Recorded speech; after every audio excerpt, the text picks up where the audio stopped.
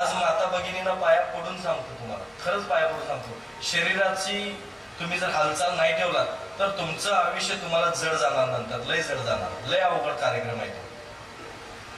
हे सीझर मध्ये पोट राहिलं, अहो सीझर करायची गरज काय, व्यायाम वगैरे केला तर नॉर्मल डिलिव्हरी होऊ शकते ना. पहिलं सीझर झालं तर बिस्किट पुढे घेऊन माणसं बघायला जायची, ती येताना 2-2 पिशव्या असायच्या बिस्किट पुड्यांच्या येताना. आता नॉर्मल डिलिव्हरी झाल्यावर बघायला जायला लागते, कारण सगळ्या सीझरच आहे. प्रत्येक जण सांगते माझं पोट वाढलंय. मोहरीचं तेल घ्यायचं, मसाज करायचा संध्याकाळी आणि गरम कापडाने शेकायचं आणि कडक कडक जेवढा आपल्याला चहा पितो ना तशा पद्धतीचं कडक कडक लिंबू पिळून गरम पाणी प्यायचं. बघा 3 महिन्यामध्ये पोट जर नाही कमी आलं ना, तुम्ही सांगाल ते मी ऐकायचं. 3 महिने एवढं करून बघा, फक्त तुमचं पोट वाढलं असेल तर. आपल्याला पण पाया पडून सांगतो, मांडी घालूनच जेवायला बसा, बघा पोट ऑटोमॅटिक कमी येते. डाएटच्या नावाखाली उपाशी मरू नका. बरीच माणसं डाएट करतात, सकाळी जेवतोय त्याच्यावर संध्याकाळी जेवतोय, दिवसभर गॅस सोडत हिंडतोय, ते राहिलं बाजूला. वेणी घालून व्यवस्थित चापून चोपून केस बांधा तुम्ही, बघा तुमची केस गळती होत नाही, चांगली राहते. तुम्ही पण टोपी फेटा काहीतरी डोक्यावर ठेवत चला, हे केस जात नाहीत, राहतात, पण त्याची काळजी घ्या. तर तशा पद्धतीनं अजून जर सांगायचं म्हणतात तर पूर्वी कुंकू लावायच्या बायका, कुंकू लावायच्या अशा. आताच्या झालं बघा. तर हे जर केला, चष्मा लागत नाही, चष्मा लागत नाही किंवा आपल्याला डोकेदुखीचा त्रास होत नाही.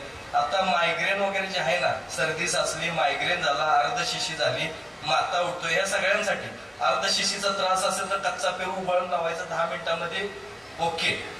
डोकं दुखायला लागलंय, संध्याकाळी चिमटभर मीठ जिभेवरती ठेवायचं, 30 सेकंद शांत बसायचं, अर्धा ग्लास पाणी प्यायचं, पाण्याचा ग्लास खाली ठेवायच्या बरोबर डोकं दुखायचं थांबतंय. अजून जर सांगायचं म्हटलं, गुळ आणि सुंठ समप्रमाणात उगाळून त्याचं लिक्विड करायचं, नाकात सोडायचं 2-2 थेंब आणि एकदा ओढायचं. त्याच्याबरोबर जे सर्दी कप साठलेला असतो ना, सगळाच बाहेर येतोय, शिंकून टाकायचं एकाच दिवसात, ओके. परत तुम्हाला काही त्रास नाही. माता उठतोय, बऱ्याच माता भगिनींचा असू दे किंवा आपला असू दे, हा भाग दुखायला लागला ना तर एरंडाचं पान घ्यायचं, त्याला तेल लावायचं, खोबऱ्याचं तेल गरम करायचं आणि ते बांधायचं, 1 रात्र बांधायचं, परत तुमचं डोकं दुखत नाही. त्या गोष्टी करून बघा. अवघड आहे का हे? किती सोपं आहे. तर हे करत नाही. डोळे व्यवस्थित राहावेत, मोतीबिंदू होऊ नये, काच बिंदू होऊ नये किंवा आपल्याला कुठल्या प्रकारचा आजार होऊ नये, डोळ्यांचा नसा कमजोर होऊ नयेत असं जर वाटत असेल, रात्री झोपताना फक्त चूळ भरून किंवा ब्रश करून झोपा. सकाळी उठल्याबरोबर न तोंड धुता, न चूळ भरता, चूळ भरली नसली तर सकाळी चूळ भरायची, रात्री चूळ भरून झोपला तर सकाळी चूळ भरायची गरज नाही. म्हणजे कुळकुळ कुळकुळ पाणी करून टाकून जर झोपला असाल तर ठीक आहे, पण ते जर समजा नसेल तर सकाळी चूळ भरा. आणि जिभेवरची लाळ घ्यायची, डोळ्यांच्या मध्ये भरायची. आयुष्यात काच बिंदू किंवा मोतीबिंदू किंवा डोळ्यात फुल पडणे वगैरे जे प्रकार आहेत, कमी दिसणे वगैरे होणार नाही. ज्यांना आहे त्यांना करून बघा, फायदा होणार. ज्यांना आहे त्यांनी परत शेळीचं दूध 2-2 थेंब घातलात ना तर तुम्हाला बऱ्यापैकी नंबरचे चष्मे सुद्धा निघून जातात. करून बघा, माझ्याकडे हजारो लोक आहेत हे केलेलं आणि बरे झाले. अजून सांगायचं म्हटलं, ऐकायला कमी येणे, हे नंतर त्रास होतोय.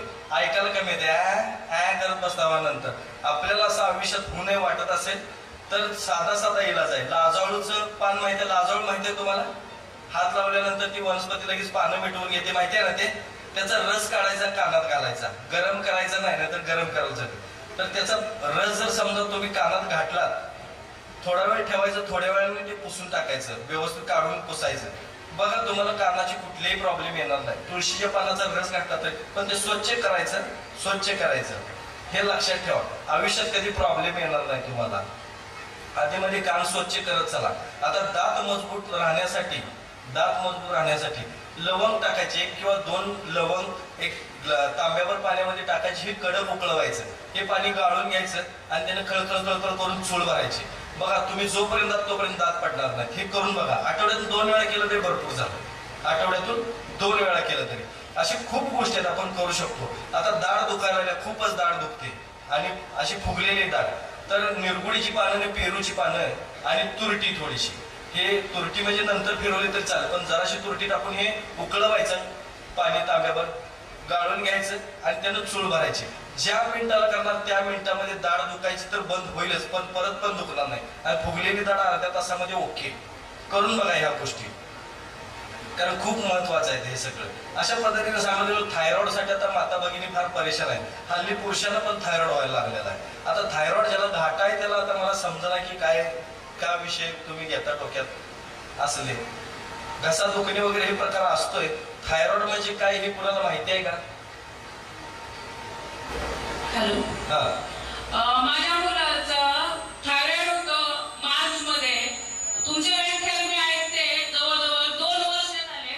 तर तुम्ही जे धन्याचं जिऱ्याचं पाणी सांगितलंय ना, तर त्याचं आता मी 4 दिवसापूर्वी थायरॉइड चेक केलं, रिपोर्ट निगेटिव्ह आले.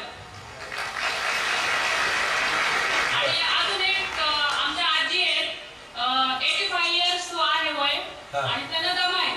त्यांना कधी पण खोकला झाला ना तर कांद्याचा रस देतो, 2 दिवसात ओके. ओके, ठीक आहे. थँक्यू ताई, थँक्यू. माझं नाव सोनाली सरोदे.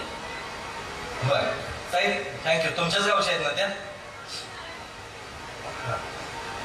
मला वाटलं थायरॉइड म्हणजे काय सांगतात वाटतं. असू दे ताई, बसा बसा. थँक्यू, धन्यवाद. हे घरगुती उपाय करून आलेले रिझल्ट आहेत. बाकी पण तुम्हाला विनंती करून सांगतो, थायरॉइड म्हणजे काय माहिती आहे का तुम्हाला? काय होतात, काही ग्रंथी अनबॅलन्स होतात. आता हे साहजिकच आहे हो, शरीरात काहीतरी कमी जास्त होणं हे साहजिक आहे. इथल्या सगळ्यांना नेऊन तपासलं तर कोणाच्यात काहीतरी कमी असेल, कोणाच्यात काहीतरी जास्त असेल. म्हणजे तुम्ही सगळी काय रोगीटच आहे का?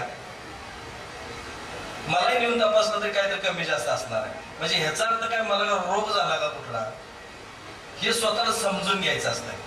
आणि घरगुती उपाय, काही ग्रंथी अनबॅलन्स होतात. आता अनबॅलन्स होण्याच्या पाठीमागची कारणं काय असतात? शरीर उष्णता, पित्त आणि कफ ह्या 3 गोष्टींवरती असते. बरोबर आहे ना? वात, पित्त, कफ. वात, पित्त, कफ. ह्यात उष्णता वाढली ना की ग्रंथी सगळ्या अनबॅलन्स व्हायला लागतात, सगळ्याच. उष्णता वाढली की, आणि उष्णता कमी झाली की सगळ्या ग्रंथी व्यवस्थित राहतात. हे शरीरात तापमान जास्त पण चालत नाही आणि कमी पण चालत नाही. मग ते मेंटेन करायला काय लागतं? आता बघा, ते धन्याजिऱ्यांचं काढा पिऊन ते थायरॉइड गेला ना, त्यांचा रिपोर्ट नील आले. किती खर्च आला असेल तुम्हाला वाटतं? आयुष्यभर पोळी खाण्यापेक्षा बरं आहे का नाही? तर तुम्ही लक्षात ठेवा की अशा घरगुती उपायांवरती आपण बरं होऊ शकतो. तर चला, ग्रंथी अनबॅलन्स होतात त्याला थायरॉइड म्हणतात. त्याचा रोग नाही कुठला. बरीच माणसं बघा, पांढरे चट्टे येतात, कोड म्हणतात. बरीच लोक त्याला रोग म्हणतात. मला ते असं झालंय, तसं झालंय, लाज वाटते, हे होते, ते होते. डोक्यात घेऊ नका, असलं काय डोक्यात घ्यायचं नाही. काळ्या पाटीचे हरभरे पाण्यात भिजवायचे त्रिपळ्याच्या, आणि ते सकाळी उठल्यानंतर खायचे. बघा, ते ऑटोमॅटिक होतंय, ऑटोमॅटिक ओके व्हायला लागतंय. काय वाटलं म्हणजे मला भेटायला यायचं, पण ते कशासाठी? गैरसमज डोक्यातले काढण्यासाठी. नाहीतर यायचं आणि बरीच जण येतात, सगळं सांगत बसतात, सर माझा असं आहे, तसं आहे. आमच्या इथं काय मसोबा बसवलाय,